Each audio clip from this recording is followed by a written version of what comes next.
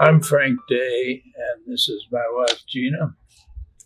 We're here to tell you some things about the Hotel Boulderado, which we started our adventure in 1982 with no intention of buying a hotel. We were in the bar and restaurant business, and it was a random chance that a contract fell through on the Boulderado with another buyer who was going to convert it from a hotel into an office condominium, because it seemed to me a travesty that you're going to turn a proud old hotel with a lot of history into an office building. So we started to fix it up, and it was basically the same configuration as it was when it was opened in 1909. Had 65 rooms and a number of bathrooms down the hallway, no private baths. We converted it to 44 rooms. I talked the city into floating industrial revenue bonds, which allowed us to build an expansion on the hotel, which we tried to do in a same architectural style that brought us to 100 rooms, and later a second expansion to 160 rooms. So we found, after we got into it, that you don't own a historic building. You are a steward. You take care of it while you have it.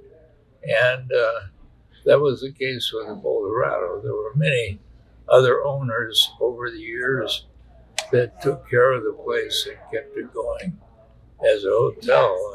It's been a great experience, and we owe a lot to everybody who's helped us work through the years, and we've had a lot of fun doing it.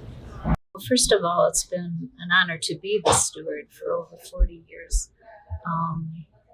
And during this time, the changes we've been involved in with two additions and a major remodel. So it's been an honor to be a part of that. And I'd also like to start with a quote from Laura McCohen. She's the head of housekeeping, and she's also the historian for the hotel. And she's been here for over 40 years also. Quote, "Hardly a day goes by without guests or organizations wanting to find out more about the Boulderado. The core staff here care about the preservation and integrity of the hotel. To them, it is more than just a job. They work from the heart." And I think that summation also is applicable to Frank and I. It's been personally rewarding for us to see the progression of the hotel's growth and maturity over the years, and seeing it become a centerpiece of the community. It's been a work of passion for both of us and the team also that we've had over the years. Creating a historic experience for our guests has been a privilege.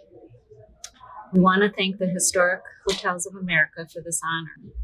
We have been a member since 1995. The organization has developed special networking opportunities, not only for each hotel member, but it has created a loyal base of admirers and travelers around the country who frequent historic hotels and have the passion for the properties.